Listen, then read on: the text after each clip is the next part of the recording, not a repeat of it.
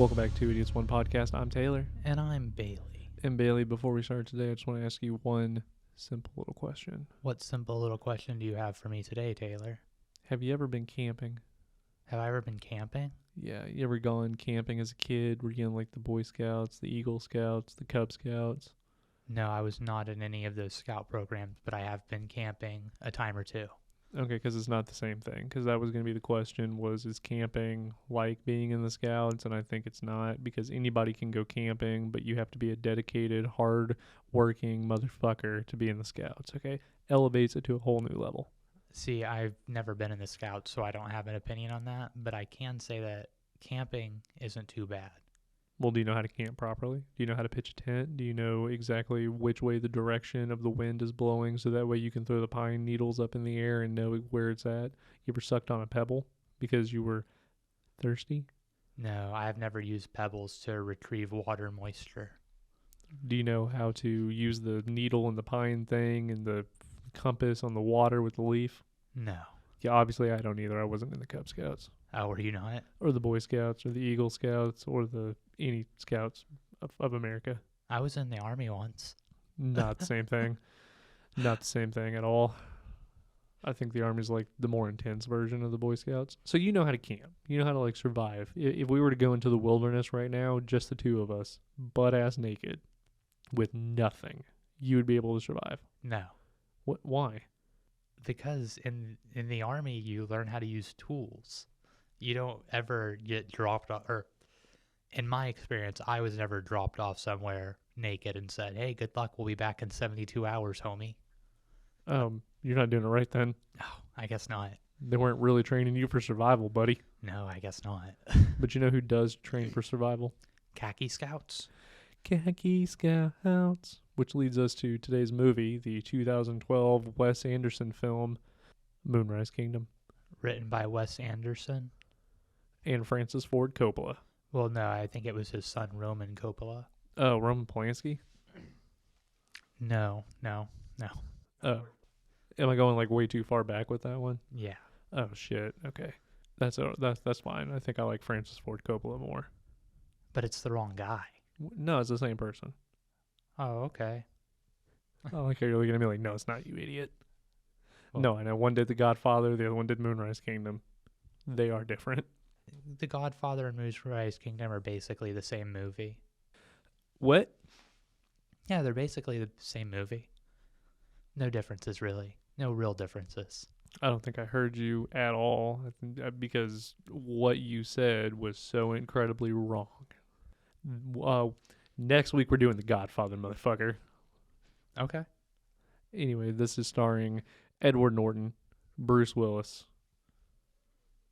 Jared Gilman? Jared Leto. No. Oh, we're not playing the word association game? No, but it's also got Bill Murray from Groundhog Day, Bruce Willis from Die Hard, Edward Norton from Fight Club. Kara Hayward from something, probably. The Lion, the Witch, and the Wardrobe. Is she? Is she? I do not know. I doubt it. You donut? No, I don't believe so. No, which one? That was a social worker. The Tilda Swinton.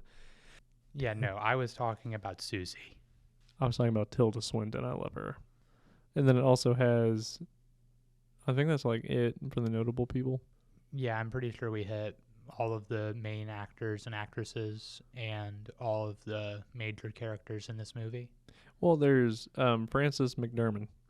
I'm not sure who that is. Fargo played the cop. Oh, okay. Yeah, that's kind of the only thing I know her from. I mean, she's been in other things, obviously, but that's the one that comes to mind. But she's also done other Wes Anderson films, too. And on a scale from 1 to 5, with 1 being an absolute shitfest, 3 being an average movie, and 5 being the best thing of all time, Fight Club, what would you give it? So I know we do this every week, but I still feel like 2.5 would be an average movie instead of a 3. And every single time I tell you that's not how it works. 3 is an average movie. What do you think? 3 is a slightly above average? Yes, because 3 is a 6 and average would be 5. On a scale from 1 to 10, because 2.5 is halfway to 5. So 2.5 would be average. It's halfway to a perfect score. But there are two numbers separating one, or so 2 separates a 1 and a 3, and a 4 separates a 3 and a 5. Okay.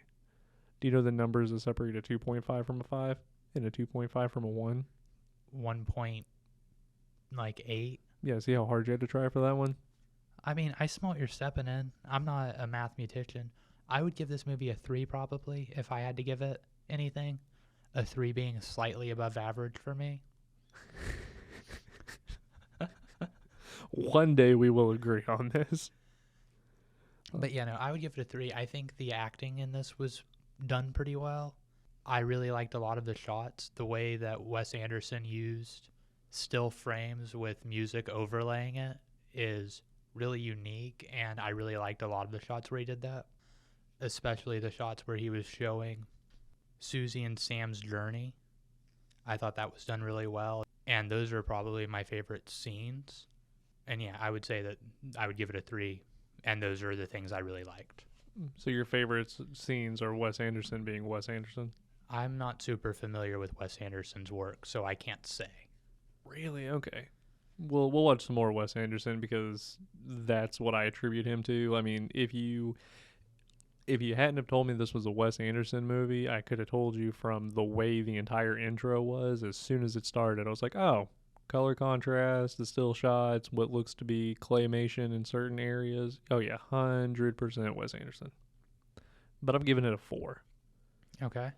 I like Wes Anderson, even though he's kind of creepy. I agree with you. I think that there are a lot of really beautiful Wes Anderson style shots in here where he puts his own spin on things. I'll go a little bit more in detail with like spoilers, obviously.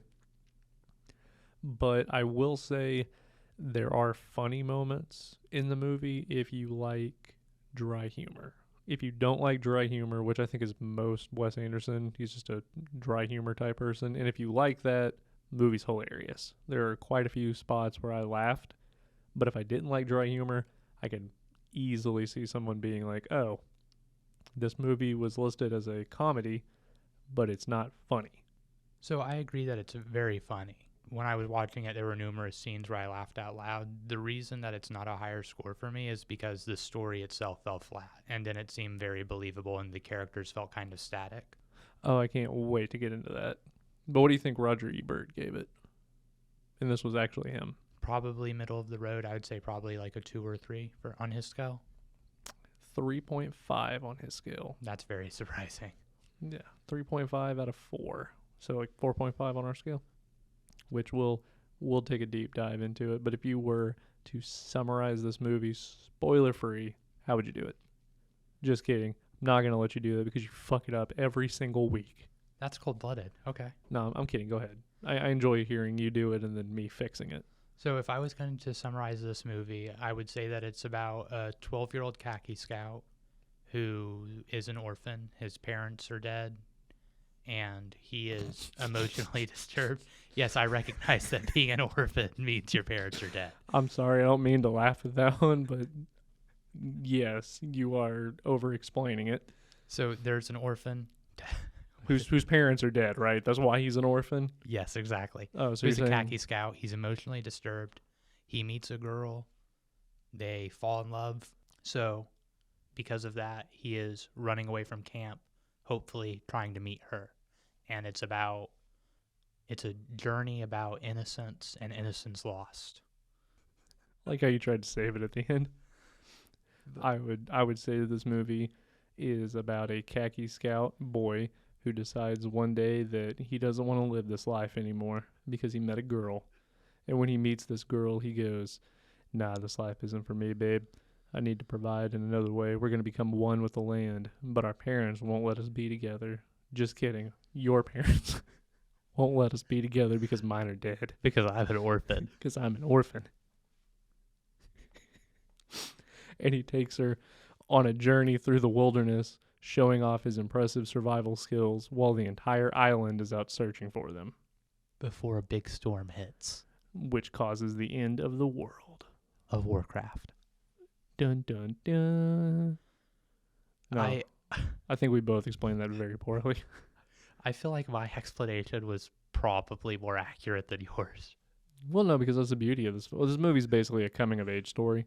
Yeah, about Innocence Lost. Yeah, Innocence Lost, and a coming of age story about two 12-year-olds who are quote unquote in love, and a bunch of other things that I can't say because I think that it would ruin it. For the spoiler-free section. Yeah, for the spoiler-free section, like there are other thematic elements to the movie that we'll deep dive into. You're looking at me weird, but there's a couple things. I think it's a little bit deeper than you think it is. Okay. But anyway, with that being said, let's get into the spoilers. Roll that spoiler music. Or don't. We don't, control your life, future, whoever's editing this. Actually, we do. We can. No, we don't, because they control them. We don't control the future. Right, but we can make a decision and say, I'm going to do this. You know what? Fuck it. Don't put it in there. I'm going to. Don't put it in there.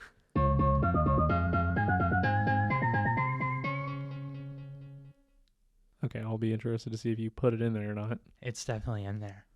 Okay, anyway. So you said that the movie was about Innocence Lost. What do you mean? So the way I see the story playing out is you've got an orphan Sam, right? And his parents die. He lives with... Every fucking time you go, orphan whose parents are dead.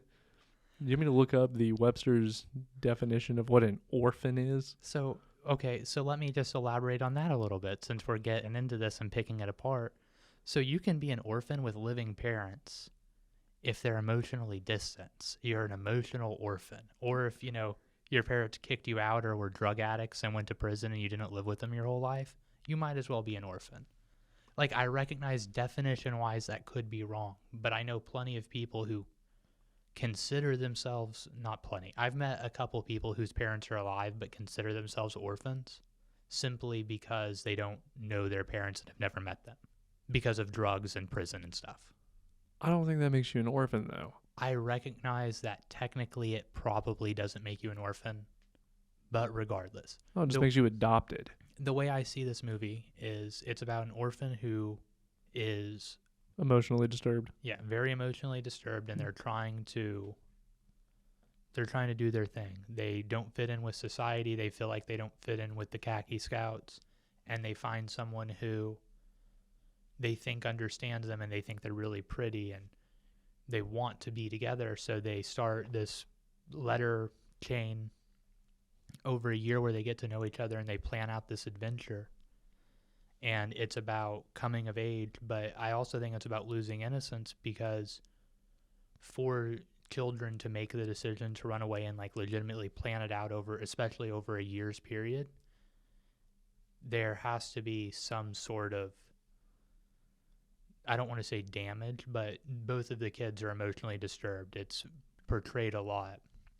Dealing with the troubled child. Yeah, exactly.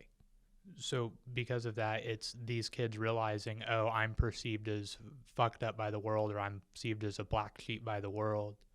And it's about them coming of age and losing their innocence and trying to shed off, their youth and project themselves into adulthood. But isn't that every kid, though? Isn't the irony of living that when you're a kid, you want to grow up and be an adult, and then when you're an adult, all you can think about is being a kid again? No, absolutely. That's why my score's not very high. Because I feel like this movie doesn't do anything special. I don't know, man, because there are certain characters that I think really embody this, right? You have our two main characters, which are Sam and Susie, who represent the I don't want to be a kid anymore, so I'm going to go out and do adult things, and they try to live their adult life, right? I can agree with that to an extent. Okay, well hear me out. And then you have Captain Sharp, right? Who is the personification of, how do I word it correctly? Child naivety, I guess, because he's an adult. Maybe I'm looking like way too deep into this. But he's an adult who acts like a child, has that child. What do you mean? No, I want you to finish your thought, but with just that, I disagree, because Captain Sharp, that's Bruce Willis, right? Yeah. How accepting he is of Susie's mom breaking off their affair, to me, is shows that he's, almost portrays him as like a sage-like character, because he's wise enough and patient enough to understand, oh, this isn't going to work, because a lot of people in that situation would have reacted way more negatively than him, which to me, he did it as a very patient person would, or someone who's old and very wise, and he was just like, okay, I understand, and moved on. No, and I completely disagree, because this is not the first time that it's happened. From the conversation that they have, it is very evident that she uses him. So she is the child of, like, the part of the kid where consequences don't matter, right? It's just the pleasure seeking aspect of a child is what she represents. And it's not until she sees what it's done to her family that she grows up in her own way and goes, oh, I need to cut this off. But then also has that childlike mindset of, well, things could change in a day. We'll see. Because she tells him that. She's like, whatever, Yeah, this might not be over. Yeah, it could change in like 3 hours, could change in 3 days, 3 months, who knows. But right now I need to focus on setting a better example for my child, for my children, right? And then you have, I don't know, Bill Murray as Mr. Bishop, who is, he is aware of the situation but lives in constant denial, I think. Because I don't think he ever fully comes to terms and accepts what's going on. I don't think he even acknowledges it. Like, it's obvious that he knows, or to me, it's obvious that he knows, because she doesn't appear to be hiding it. Her daughter knows. Well, she even says it. Yeah, she makes it very clear. And he's just like, oh, okay, and just ignores it. So I agree with you there on his character. Yeah, his character. And then the character of Scoutmaster Ward, reporting for duty, sir, is the not knowing what you want to be when you grow up, because he has this moment of clarity in the beginning of the movie where they're like, what do you do? He goes, oh, I'm a math teacher. For what grade? 8th? Why are you here? And he's like, oh, it's just a part-time job. And then he disappears off camera and comes back and says, you know what? I'm going to change my answer. I'm a scoutmaster first. Coming into the role of this is what I want to be, having that not knowing what you're doing in life as a kid, and as you grow up, you accept a career where maybe you don't really want to do it, but then you found the passion that you want, and it's kind of dumb, if that makes sense. Maybe I'm looking like way too deep into this. Everything you're saying makes perfect sense. I just didn't see it like that, and don't necessarily agree. Which isn't to say that I think you're wrong.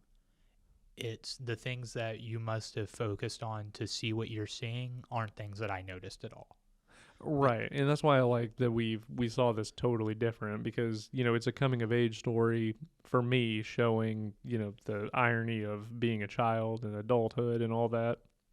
And then for you, it was something totally different. And these are the episodes that I like doing with you, because you look at it from a different perspective, and it's not us just, oh yeah, I agree with you on that one. Oh, I saw that one too. It's, no, this is the childlike innocence and the naivety. And maybe he was the sage character or whatever, but I feel like he accepted it in the end, but he also realized that he had to set a good example for his child, quote unquote, now, because he takes on that parental responsibility.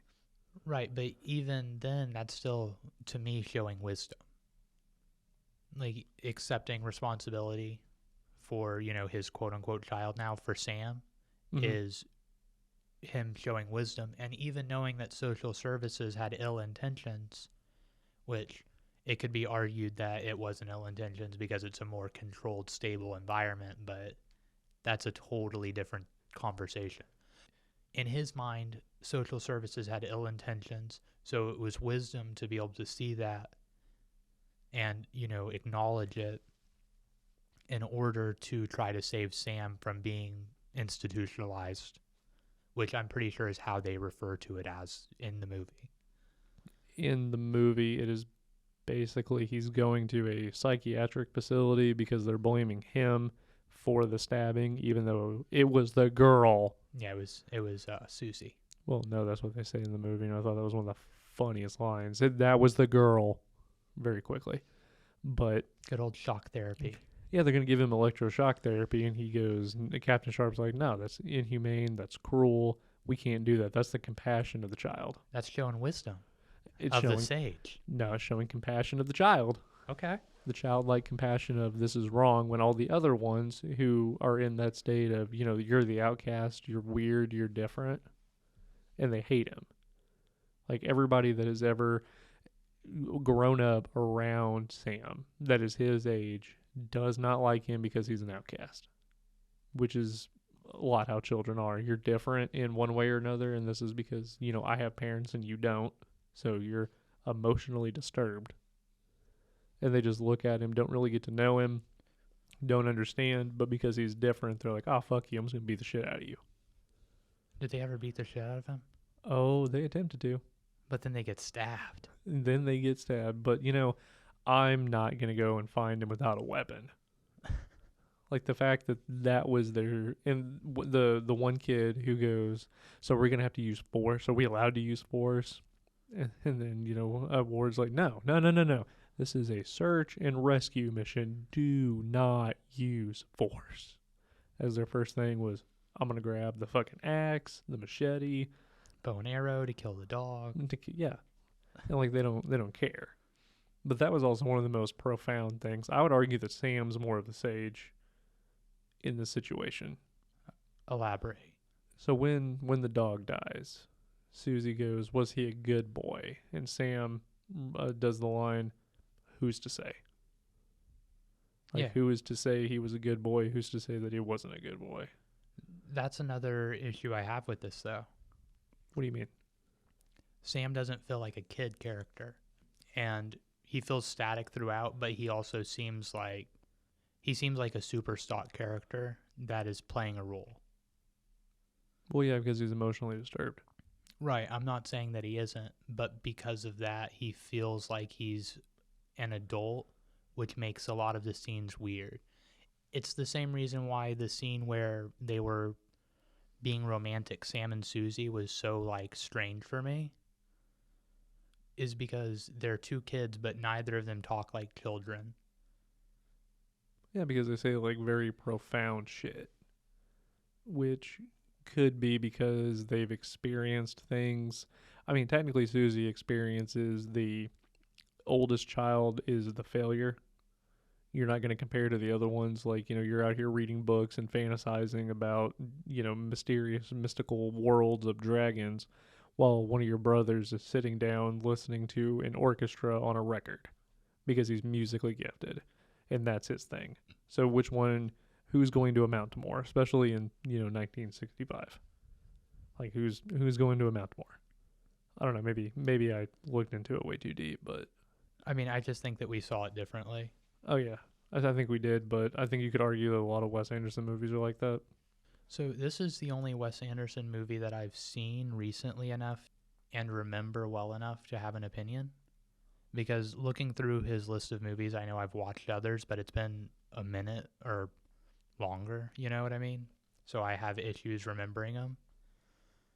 When I work as a tech, one of the guys I work with, Mike, really, like, this is his favorite director. He loves Wes Anderson. So one of the movies that he always shows the kids is Isle of Dogs, which also has, George Clooney, Edward Norton, bunch of fucking people in it.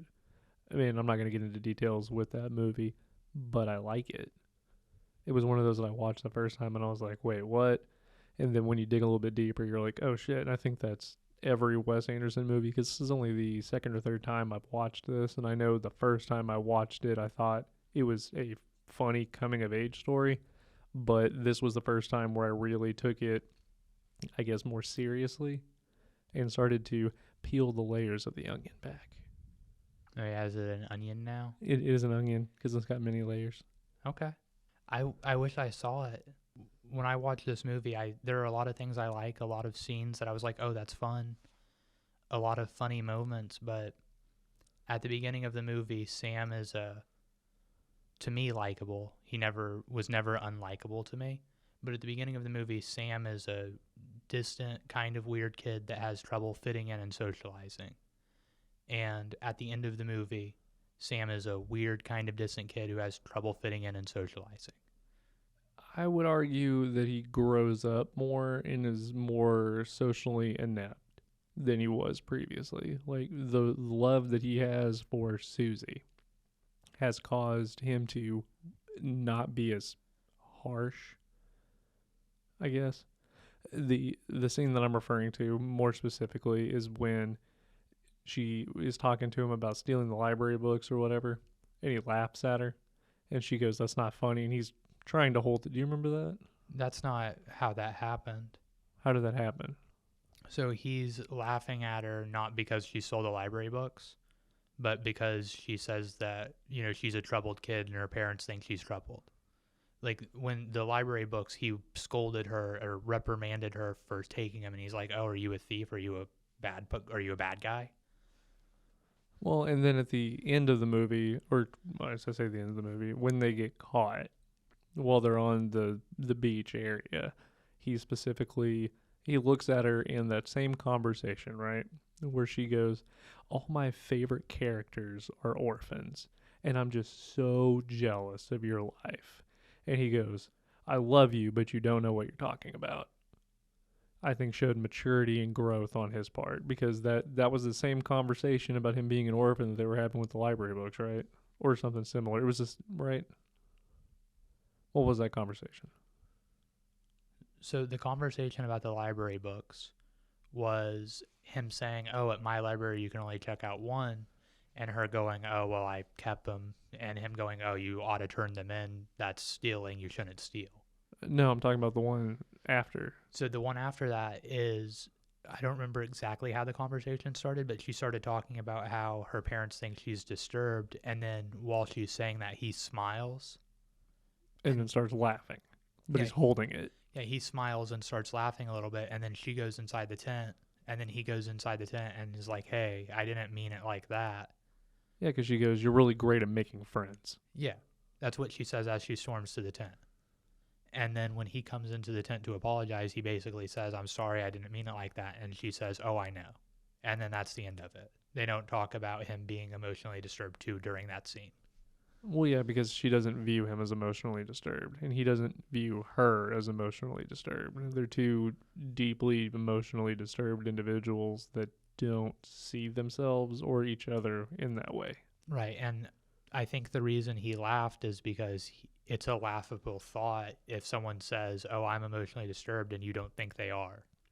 Well, yeah, I think it's also laughable because she was talking about her parents in that scene, and that in the other scene she's also talking about basically wishing her parents were dead, implying it with that. So I see the correlation that you're talking about now. I didn't initially see it, but I still don't think that it's the same thing. Which I mean, I might have been explaining that really bad, and I apologize for that one. But No, I mean, you're okay. But now I know what you're talking about, and I do see what you're talking about. because I look at that as the growth of him, because the first time that they have a conversation surrounding parents, basically, and her complaining about her parents, he laughs at her. He goes, "You're an idiot. That's funny." And then the second time they have that conversation, well, not the exact same conversation, but something similar to it, and he goes, "I love you, but you don't know what you're talking about."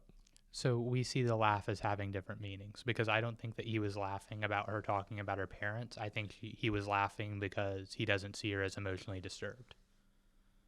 Interesting, but I can see it from your perspective too. Like thinking back on it and how that scene was, yes, I can see that perspective. I'm really happy we saw this from two totally different perspectives. Me too. I think that makes the movie better.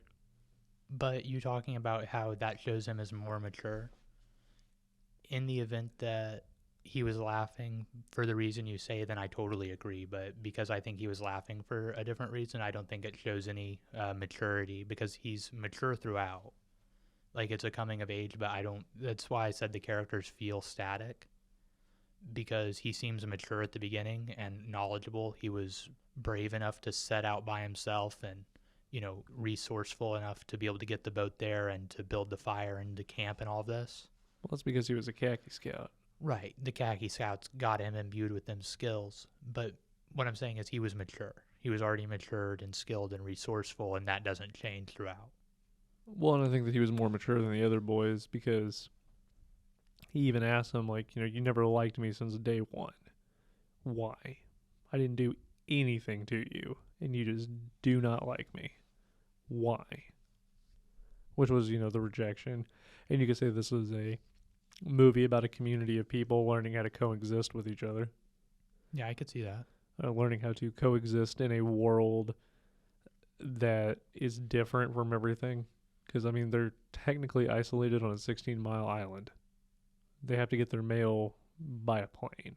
A plane comes in and delivers everything. They don't even have roads. I have a question, Yeah. and I'm not trying to cut you off. I'm genuinely confused. So, Sam isn't from the island. Is he not? No, because initially when he runs away and they phone his parents, they're talking about him not being able to go back, which to me, he could be from the island. Me saying that was a question. No, I thought he was from the island because the narrator guy well, no, because the example that I'm going to use, I can see it from your perspective of he's not on the island because he talks about wanting to know the history of the island and focused on the historical aspects of the native people that lived there. Yeah, he's going on the harvest trail. Yeah, at their end point and claiming the land for himself, Right, forging his own path and destiny in the world. right. But I can see how I can see it from two different perspectives of he learned it in school and he learned it with them on the island because he came there for khaki scouts. The year before, and that's where he met Susie. The reason I'm asking is because I genuinely don't know. So in my mind, he's not from the island. He lives with a foster family, or he lived with his parents. His parents died. He got put into foster care. He got this new foster family because he even talks about how, oh, this new foster family really likes me. It's starting to work out. Before he finds out that the foster family's like, oh, fuck that kid. We don't want him back. Yeah, you can't return home. But because, they call out from one of the old-timey switchboards. Because it's 1965. Yes. So because they call out from a switchboard and when they're talking to social services is on the mainland. Oh. To me, the reason they call out to his foster family who are like, oh no, we don't have him anymore. We don't want him back. We don't want anything to do with him.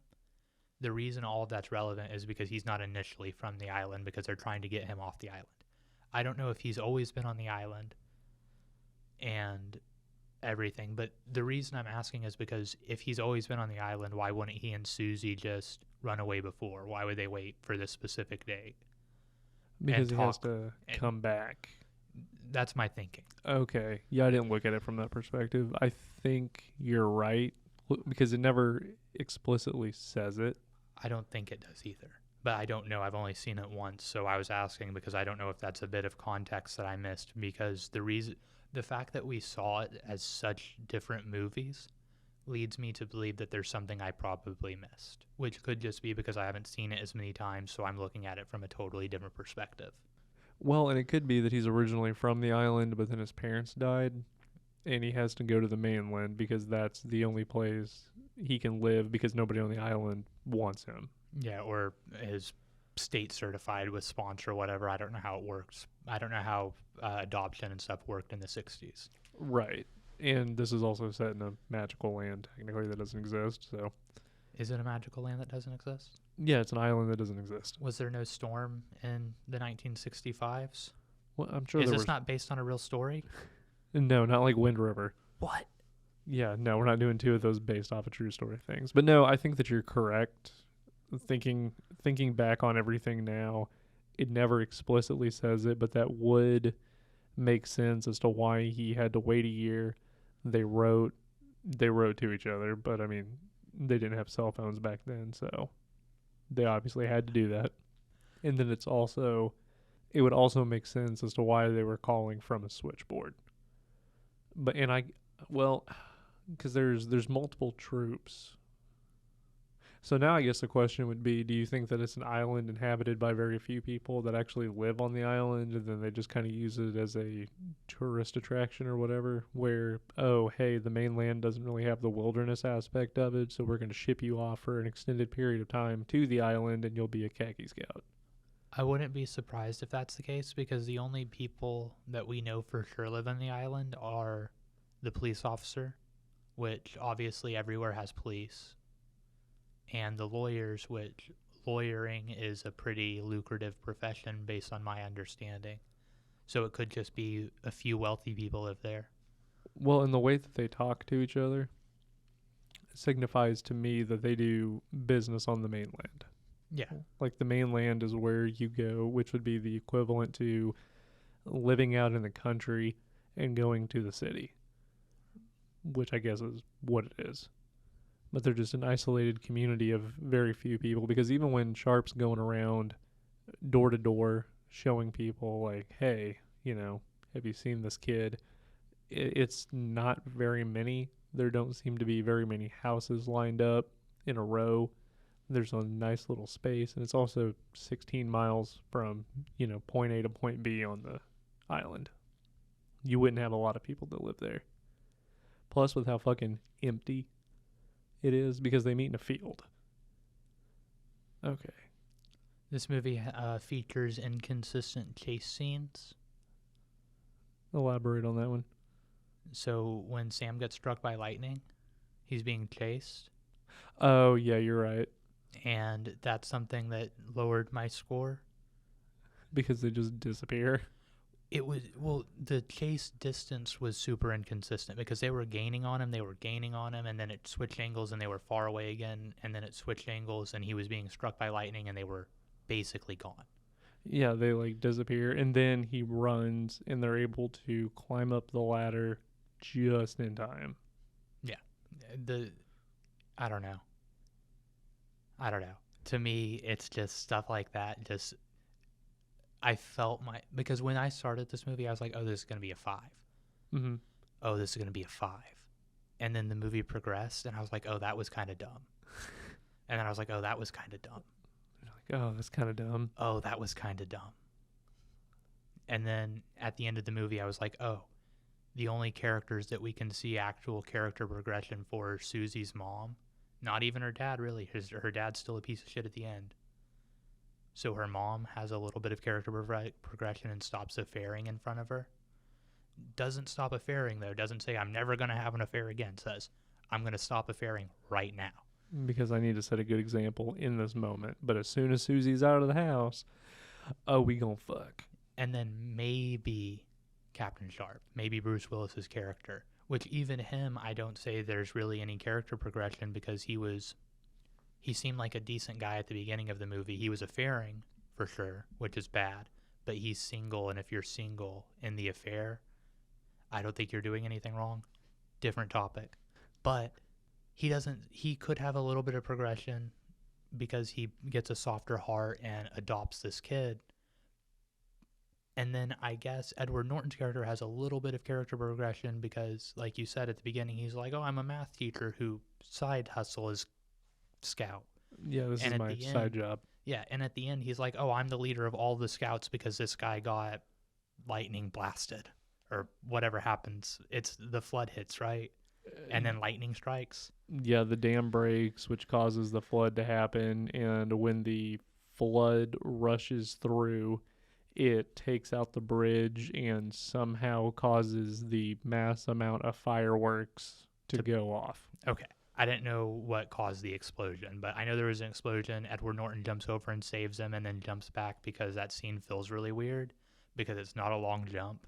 Well, and that's the beauty of it, and you can really see the Wes Anderson like claymation style different aspect towards the end of the movie with certain things like that. So that's what that was? Yeah. So those aren't the scenes I liked. The scenes I liked that were the still frames like that because it's the same still frame, but the scenes that I liked were the ones that had really good music overlays, or not good music because I don't care about the music, but fitting music overlays instead of shitty looking CGI jumps. Which he does that one on purpose because he likes claymation, but that's also the Wes Anderson thing too because he's a perfectionist, I guess. If you look at how everything is set up, it's all neatly organized. Like everything in the movie is super organized down to the last T. The colors complement each other. It's all very well done set design. It's aesthetically pleasing no matter what. Very intentional. Yeah, everything is intentional with like placement and stuff. And even the final one where you can really tell it's claymation is when they're hanging from the lighthouse. I liked that. I like the lighthouse. The only time that it was like a super big turnoff was Edward Norton's jump, because it seemed unnecessary, and I just didn't like it. It seemed unnecessary. He has that moment to prove that he really is a scoutmaster after they have stripped him of his title by, jumping that gigantic gap, overcoming his fears. Because I think that's what it is. It's him overcoming his fears. Yeah, he's using that sweet, sweet heroic leap. Yeah, the heroic leap of faith, fulfilling his own destiny and becoming what he really wants to be, which is not a math teacher, it's a scoutmaster. So I would say that he has progression. Okay. Yeah. So were there any other topics that you wanted to discuss? So, not super specifically, but there is one thing I wanted to ask you about. Okay. So you've seen this movie, right? No. So you've seen the last scene, right? No, I don't actually watch the movies before we review them. I kind of just read the synopsis on IMDb. Me too. So during the last scene, Sam is hanging out in Susie's room, right? Yeah. They're hanging out. Down the street. And Susie's parents from somewhere else in the house call for her to come down because food's ready or something. Yeah. And then he leaves through the window and Bruce Willis is hanging out outside waiting for him. Yeah. Why the fuck does he leave through the window? And why is Bruce Willis just like sitting out there hanging out and doesn't mention, hey, why didn't you use the front door like a normal sane person? Why'd you do the unsafe thing of leaving through the window? Because it's very apparent that he wasn't supposed to be there. That's why he like freaks out about it. So if it's super apparent that he isn't supposed to be there, why is Bruce Willis, the guy that the mom of the house was having an affair with, just hanging out outside the house super nonchalantly? How do you know they weren't having an affair? Still? That might be why he could be having an affair with her. I mean, this does take place several months later, so I guess that is possible. See? Okay. I was just wondering because it didn't make any fucking sense to me. Yeah. You gotta, what's the thing you always say? Suspend your disbelief. Yeah. Yeah, suspend your disbelief on it. They were having the affair because it obviously didn't work out. They sleep in separate beds because they don't love each other. They've let their careers get in the way of the romance. Of the bromance? It's basically a fucking bromance at that point. But yeah. Okay, I was just wondering. You're just wondering about that? It's bothered me a lot. It has it. You're like, oh, I don't fucking understand it. Yeah, why would you let your kid leave through the window? Because it's not his kid. I mean, it's his adopted kid. Yeah, but no, it's not his kid. Dude, my parents used to get mad at me for jumping out of first floor windows. Because you were jumping out of a window. It was on the first story. Doesn't matter. You start doing it from the first story, and then you, being a dumb kid, go, oh, what about the second story? Well, what about the 22nd story with our bulletproof glass? Are you talking about conspiracy theories? No, I'm talking about urban legends. Oh, same thing. Oh. Is that going to be our Taylor talk? Or Bailey's Babble? What if it's our Taylor babble? Or Taylor's Babble. Yeah, it's Taylor's babbles. But no, you've heard about that, right? Yeah. The businessman in, what was it, Toronto or somewhere in Canada. I always go to like Toronto for Canada. And if we have any Canadian listeners out there, I am sorry. I apologize. If we have any Canadian listeners, you should tell us about your feelings. If we have any Canadian listeners out there, Letterkenny is the greatest thing you guys have ever given to us. Hands They gave down. us Justin Bieber. Again, Letterkenny is the greatest thing that you've ever given to us. Thank you. Oh, and Ryan Reynolds. And Jim Carrey. Oh, yeah. So there's 3 things. Thank you, Canada, for being you. Do you remember the South Park Canadian song? Fuck yeah. It's been forever. But anyway, back to this guy who worked at a law firm. And when the new recruits would come in, he would always do this really spectacular thing of demonstrating, or he would scare them by running towards this plexiglass area, and he would hit it. But he'd bounce off. They thought he was trying to, unalive himself. Because I guess you can't say kill yourself. Yeah, commit suicide. Kermit suicide. Yeah, Lake of the Frog. Like the frog. But anyway, he tries to do it and he usually bounces off, right? Usually. This time he did not bounce off. He had hit it so much that it did not break because plexiglass. But a 160-pound man hitting it at full force throughout the years had caused it to become loose, No longer securely fastened. which means that he plummeted 22 stories down to his death. Was he actually on the 22nd story? I don't know if I was making that up. No, he was on the 22nd story, yeah. Damn, I'm good at remembering stuff. Yeah, he was on the 22nd story and plummeted to his death and kind of, traumatized these would-be lawyers. These things happen. No, it didn't happen because he had done it hundreds of times before. Yeah, so it happens at Yeah. least once. And then it's like, oh yeah, that happens. So speaking of other things that happen, or perhaps didn't happen. Dun dun dun. So you were alive in 2002. No. No? I was born in 2003. That doesn't make any sense. Okay. So for everyone who was alive in 2002, you may remember that a woman on a flight from Scandinavia to the U.S. got suctioned to her seat, to the toilet seat in a plane. You know what I'm talking about? You heard of this? Yeah, it was on the news. It was on the news. Lots of news stations, actually. So this lady got suctioned to her seat on this international flight, and when she landed, she had to get unsuctioned from her seat and then filed a complaint with the Scandinavian airline systems. Yeah. This news story in 2002 was spread throughout the country, but it never happened. It's not real. It was the Mandela effect. Well, no, that's just like an actual urban legend. Well, no, because there was that one woman who got super glued to the Walmart toilet seat, I think is what it was. Right, but that's different than being suctioned to a airplane seat. You're correct because one's on an airplane and the other one's in a Walmart bathroom. Well, and one's super glue and the other is suction. Well, I mean, she got sucked onto the seat with the glue. Well, no, Like- she got stuck onto the seat with the glue. She was not sucked onto the seat. Okay, one letter off. Yeah. That one letter makes a difference. Yeah. Yeah. All right, what else you got for urban legends? Mr. Conspiracy Man. So have you heard of Cropsey of Staten Island? Yeah, the Staten Island killer. Yeah. Why don't you tell us about him? Oh, so Cropsey Cropsey? from Staten Island, what was it, like the 80s? I Yeah. think? Yeah. Urban legend was you went around this area and you'd be abducted and taken by Cropsey. Ooh, because Cropsey was like a mythical dude or something, but he wasn't because he was an actual guy. So in the urban legend, Cropsey is an axe-wielding maniac that hung out at the Willowbrook State Prison. Yes, he's believed to be an axe-wielding murderer at the Willoughby State Prison. Are you fucking retarded? Yes. And he was allegedly responsible for a lot of lost and murdered children. And it's still a common urban legend today. Cropsey's coming for you. Exactly. Don't you act up, or Papa Cropsey gonna come and crop you. So do you know what this one's based off of? I can't remember the dude's name.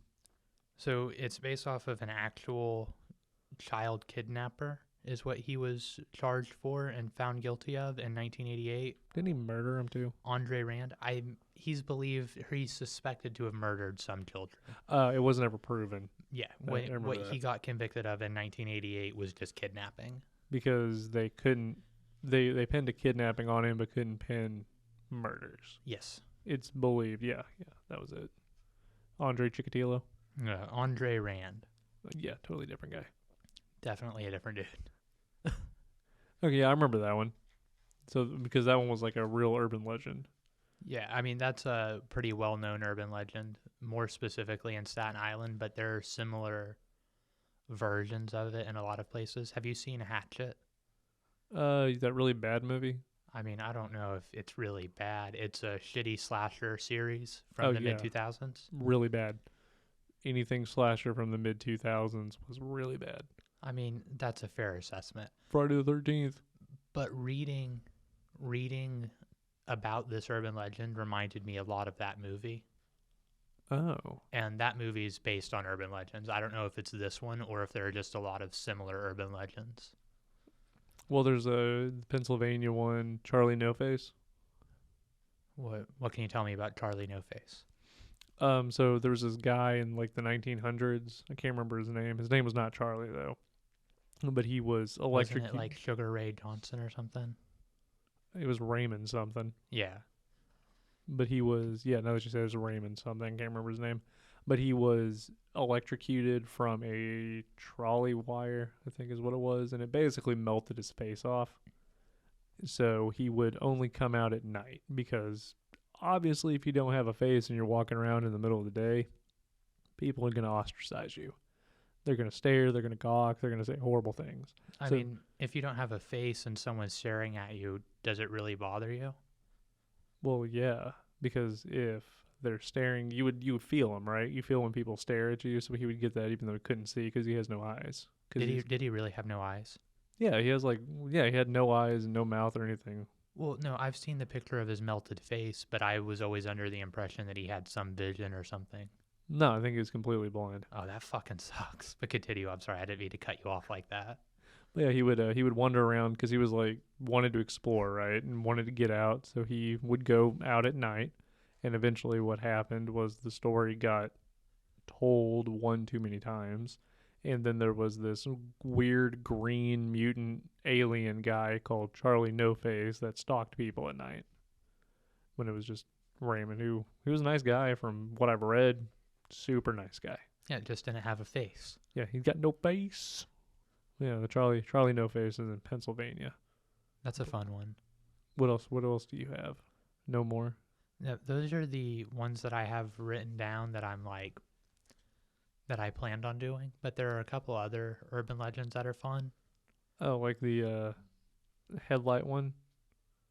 Yeah, I mean, I don't know if that's an urban legend or a gang initiation, but You don't know because I've always thought it was an urban legend because I don't know anybody that does that. But I'm not in a gang, so. So what we're referring to is, I want to say it was in the 90s is when it became popularized, but I could also be making that up. I want to say 90s, early 2000s. I think by the mid 2000s, it kind of died off. But what it was is there used to be a popular urban legend or gang initiation, which Who's is to say? yeah, exactly. Who's to say? Where you would be driving at night and there would be vehicles oncoming without their headlights on.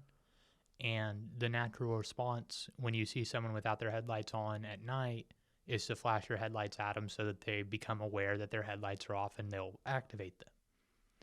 But according to this urban legend is there were a series of people who once you flash your lights at them, they were actually gang members and it was part of their initiation ritual.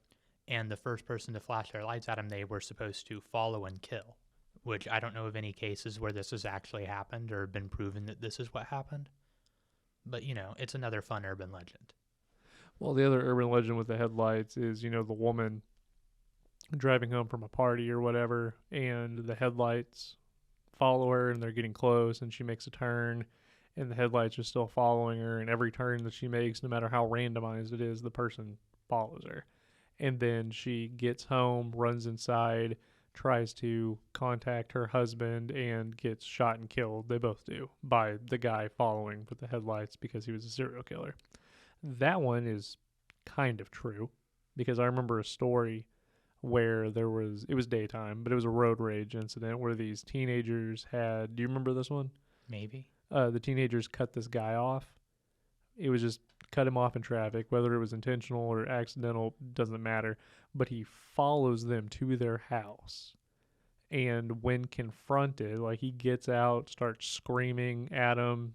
One of the girls is recording on her phone, and he takes out a gun and shoots one of the guys because he cut him off in traffic. You shouldn't cut people off. I mean, it could be, accidental. I think statistically speaking, Oklahoma is number 4 Out of all 50 states, Oklahoma ranks number 4 with the most angriest drivers. That's really funny. Yeah. But no, I mean, that's a horrible story. I know I said you shouldn't cut people off, but obviously my actual stance is murder is wrong. Well, and sometimes, you accidentally cut people off without meaning to, which is Yeah. you need to get over because of construction, whatever. Well, then you need to pay a little more attention when you're driving and get over earlier. No, It's just not how that works, Bailey.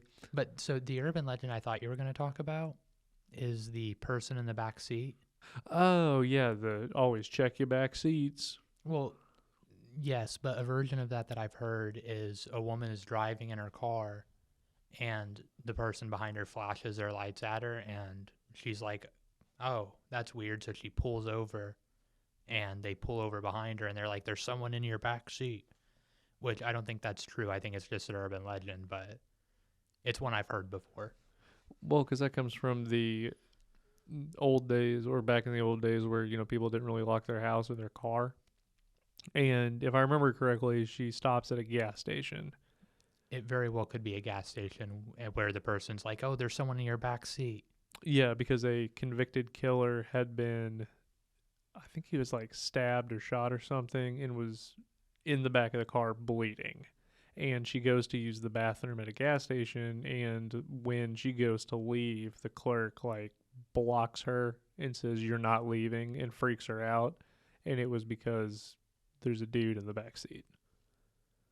Yeah, like I said, I don't know where I heard that, but that's what I thought you were talking about because that's one I've heard before. Well, I think that's the thing with urban legends, the gang initiation thing. So don't flash your headlights at people. So now people just, back then nobody would flash their headlights. If you actually saw somebody that didn't have their lights on for whatever reason, you wouldn't flash them. You would always check your back seat because somebody could open the car and get in and hide back there and then boom, pop out and kill you. Like, urban legends are weird. Which I don't even know how those originate. I think they're more like ghost stories than anything. I mean, I think a lot of urban legends are probably ghost stories or cautionary tales that just got told by everybody. Yeah, the cautionary tale of always check your back seat makes sense. Granted, I don't think you really need to do that nowadays. I mean, if you lock your car, my key fob died like 2 weeks ago, Oh, yeah. so I have to manually lock and unlock my car. Why don't you go get a new key fob? I would have to like go somewhere and like talk to people and like do stuff and like that sounds super lame. You fucking introverted piece of shit. That's me. Do you want me to do it? Do you want me to call and set the appointment? No. Be like, hey, my key fob ain't working. I need a new one. No, I don't care. I can just manually unlock it. I'm not worried about it. I can't imagine a scenario where having a key fob would be actually necessary. Oh, okay. Mine, I have to have a key fob. If my remote start in the winter dies, I cannot get in my car. Because your door will freeze shut and you won't be able to open it? Okay, so have you ever noticed how my windows will automatically roll down slightly whenever you open the door, and then when you close it, it kind of goes up? Pay attention to it, because the first time it happened, I was like, what the fuck? And because in the winter when it freezes, I have to remote start my car and wait 10 minutes for it to thaw, because if I don't do that, what happens is I can open it. And it'll try to roll your window down and break it? No, it just becomes super fucking annoying because it's like,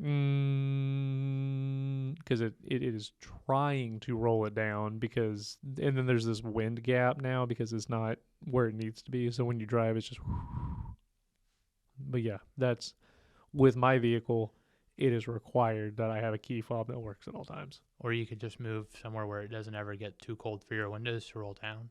Well, mine's also a remote start, so if the key fob doesn't work, then I can't start my car because it won't detect it. You know what I'm saying? It must be nice to live in the future, or potentially bad in the event that your key fob dies. Oh, if my push to start dies, it is extremely expensive to replace it. Speaking of cars, and this is the last thing we're going to talk about, and then we'll end it. I know we're dragging on a little bit. Hey, our viewers might like that. We did an end of the year spectacular. That's true. If you liked that, please let us know. You've seen It's Always Sunny, right? No, I don't know what that is, but it's always sunny. So it's this really, really well-known TV series. Obviously not, because I don't know it. So one of the individuals from that show owns a Tesla. Oh, are you talking? You talking about Charlie? Am I talking about Charlie? I don't know. I don't. Someone told me this story a few days ago or a few weeks ago about the podcast that they do, the Always Sunny podcast. Yeah, it's amazing. Was it you who told me this? Probably. About how he had a Tesla and it died in the parking garage of his house and it didn't have Wi-Fi down there, so he was like unable to get service to get it fixed for like multiple days of calling around trying to get it fixed because his key fob got broken and his vehicle couldn't connect to Wi-Fi because of where it was parked. So his Tesla was stuck for days. No, that was not me. Oh, it was just interesting. You talking about not being able to start your vehicle if your key fob broke reminded me of that. No, I thought you were talking about, because one of their first episodes, they're bitching about compact parking spaces, and then Charlie's like, "What are you talking about? Super easy to get in there." And they're like, "Well, no, because you have the support beam, and you can't get too close to the support beam." And he's like, "Oh, yes, you can." And then he parks. I think they measured it, and he was like like an inch to 2 inches away from touching it on the rim. And he goes, "That's how you fucking do it." That's beautiful. Like they paused the podcast, went down there and did it, took pictures of it and put it on Instagram, and then came back and he's like, "I fucking told you." I love it. No, that's a very good podcast. Oh, I think so. I don't know what It's Always Sunny is. What is that show about? I don't know. Oh, okay. It's about like three or four dudes and a lady who own a bar. I guess only 3 of the dudes own a bar initially, but it's a good show. You should watch it. If you haven't seen it, you should give it a check out. To any listener we have who hasn't seen It's Always Sunny in Philadelphia. Yeah, because Mike's the one that got me into that one. Money Mike? No, Magic Mike. No, the one that likes Wes Anderson that I talked about that I work with. He goes, "Yeah, you ever seen It's Always Sunny?" And I was like, "No." He goes, "You need to watch it," because that's his favorite show of all time. It's pretty solid. I think it's great. I think it's genius. I agree with all of those statements. And he explained it because I was wondering like why he likes it so much, and he goes, "Oh, because it's bad things happening to bad people."